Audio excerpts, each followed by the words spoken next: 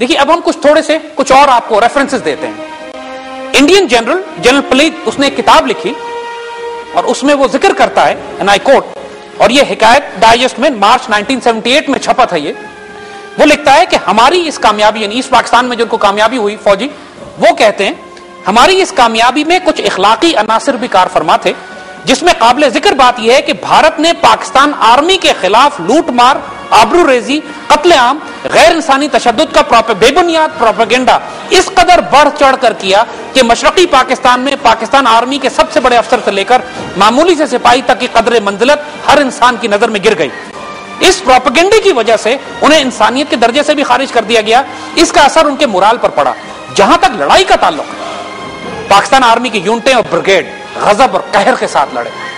देखिए ये इख्तिबास, ये रेफरेंस एक इंडियन जनरल कह रहा है कि हमने पाकिस्तान आर्मी के खिलाफ झूठ और प्रोपेगेंडा इतना बड़ा खड़ा किया कि पूरी दुनिया ये मानने पर तैयार हो गई कि पाकिस्तान आर्मी इस पाकिस्तान में जुल्म कर रही है, जिसकी वजह से आर्मी का मोराल भी डाउन हुआ और मकामी आबादी भी इनके खिलाफ हो गई। लेकिन जहां तक मैदान जंग का ताल्लुक है, आर्मी ने पूरे कहर के साथ हमारा हशर नशर कर दिया। ये इंडियन आर्मी का जनरल खुद अपनी किताब में इसका जिक्र कर रहा है। बरतानवी खबर रसा एजेंसी रॉयटर्स के नुमाइंदे जूलियन केसर के मुताबिक, ये भी रॉयटर्स का एक नुमाइंदा है, जो लिखता है, अगेन ये उर्दू डाइजेस्ट 1976 में छपा था रेफरेंस इसका, 1971 की पाक भारत जंग के दौरान पाकिस्तानी फौजियों की शुजाअत और हौसलामंदी बेमिसाल थी। उनकी तादाद कम थी, मैदान जंग में भारत को बेहतर फौजी पोजीशन हासिल थी क्योंकि उसकी तादाद और असलहा भी ज्यादा था, उसके मोर्चे भी बुलंद पहाड़ियों पे थे जहां से हमला करना आसान होता है। दूसरी तरफ पाकिस्तानी अफवाज को नशेबी इलाके में मुदाफियत करनी पड़ रही थी, मगर पाकिस्तानी फौज की सलाहियत और सरफरोशी ने दुश्मन के तमाम मंसूबे नाकाम कर दिए। दिस इज राइटर्स का नुमाइंदा जूलियन केसर, जो उर्दू डाइजेस्ट 1976 में इसको रेफरेंस के तौर पे पब्लिश किया गया। इसी तरह लंदन के अखबार टेलीग्राफ के खुसूसी नुमाइंदे के मुताबिक, यह भी उर्दू डाइजेस्ट 76 में कोट हुआ है, पाकिस्तानी फौज के हौसले बुलंद थे, भारतीय फौज असला, गोला बारूद और अदती बर्तरी पर भरोसा करती, उसके बरक्स पाकिस्तानी फौज का भरोसा सिर्फ अल्लाह पे था। वो नारे तकबीर लगाकर जवाबी हमला करते तो भारतीय फौज की सफों में भगदड़ मच जाती। राइटर के नुमाइंदे के मुताबिक एक ये बात देखिए, 16 दिसंबर को ढाका कैप्चर हो गया, लेकिन जो यूनिट्स हमारी पूरी इस पाकिस्तान में फैली हुई थी वो बहुत बाद तक मजामत करती रही और लड़ती रही। राइटर के नुमाइंदे के मुताबिक लेफ्टिनेंट जनरल न्याजी के हथियार डालने के बाद 18 दिसंबर को राइटर के नामा निगार ने खबर दी कि भारतीय फौज अभी सिर्फ ढाका और खुलना पर कब्जा करने में कामयाब हुई है, बाकी तमाम सेक्टर पे लड़ाई जारी है और पाकिस्तान के जवान अपने वतन की हिफाजत कर रहे हैं। नामा निगार ने खुलना का दौरा करने के बाद लिखा, और ये नोट करने वाली बात है, नामा निगार ने खुलना का दौरा करने के बाद लिखा, इस जगह पर भारतीय फौजें दाखिल हुई तो उसे खाक और खून में नहाए हुए पाकबाज जानिसारों की लाशों के सिवा कुछ हाथ ना लगा, और इन मुजाहिदीन इस्लाम ने खुलना के कागज के कारखाने, गोदाम और पटसन के तमाम जखीरों को अपने हाथ से डायनामाइट लगा के उड़ा दिया और खुद लड़ते हुए शहीद हो गए।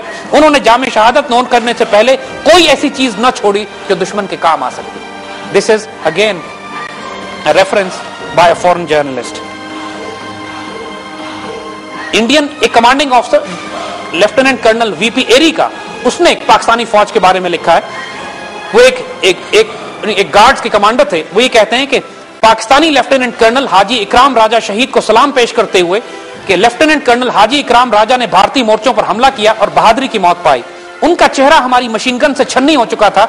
जब हमने उन्हें शहादत के बाद देखा तो वो उसी पोजीशन में बैठे थे जिस पोजीशन में जवाबी हमले के वक्त सिपाही होता है। उनके हाथ में मशीन गन पर जमे हुए थे। और कर्नल वीपी ये कहते हैं कि जुर्रत और बहादुरी की आला मिसाल है कि हम नहीं चाहते कि इस बहादुर सिपाही को खिराज तहसीन पेश न करें। देखिए ये सिर्फ चंद एक वाकयात हैं। अब हम आपको कुछ एक वाकयात और सुनाते हैं। सैयद जमीर जाफरी एक बहुत खूबसूरत शायर भी थे पाकिस्तान आर्मी के, और पूरा पाकिस्तान उनको जानता है। उन्होंने खूबसूरत नज़म लिखी, कमालपुर का दस्ता। ईस्ट पाकिस्तान में जो फौजी मार के हुए ना, इसमें एक बड़ी तकलीफ दे बात यह है कि उनका रिकॉर्ड बाकी नहीं रहा। इसलिए बाकी नहीं रहा कि पाकिस्तान फौज के दस्तों ने जो जंग की, या तो वो वहीं लड़ते हुए तमाम शहीद हो गए, फिर पाकिस्तान को वहां शिकस्त हो गई। पूरा रिकॉर्ड जो कुछ बटालियन का यूनिट्स का रिकॉर्ड था वो इंडियंस के पास चला गया। और इंडियंस कभी भी हमारी बहादुरी और जुर्रत की दास्तानों को बयान करने वाले नहीं थे। ये वो दास्तानें जो थोड़ी बहुत कैदियों के जरिए पीओडब्ल्यूज के बाद हमारे पास पहुंची है, उनमें से कुछ कंपाइल करके ये दास्तान तरतीबें बनाई गई, जो लोगों ने फिर बयान करना शुरू किया कि कितनी हैरतअंगेज जुर्रत और दलेरी की दास्तानें थी कि पूरी कौम सलाम पेश करना चाहिए उन शोधा को कि जो उन हालात में जिनको पता था कि वापसी के सारे रास्ते बंद हो चुके हैं, उन चारों तरफ से घेरे जा चुके हैं, सिर्फ 30, 35, 40 हजार इन्फेंट्री के मुकाबले पे 4 लाख दुश्मन की फौज चारों तरफ से घेर चुकी है, उसके बावजूद वो आखिरी सांस तक लड़े। कमालपुर एक छोटा सा गांव जिसके ऊपर हमारी एक दुश्मन का पूरे ब्रिगेड ने हमला किया और उसके मुकाबले में हमारी कोई आधी कंपनी थी, कोई 70-80 जवान थे और दुश्मन के कोई 2,500-3 हजार के करीब जवान।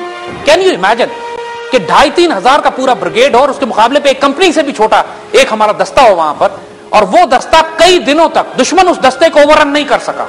इतने उसने वेव आफ्टर वेव अटैक किए, कई बटालियंस का हमला किया, पूरा ब्रिगेड वहां पर रुक कर खड़ा हो गया, लेकिन कमालपुर को वो ओवररन नहीं कर सके जब तक कि तमाम जवान वहां शहीद नहीं हो गए।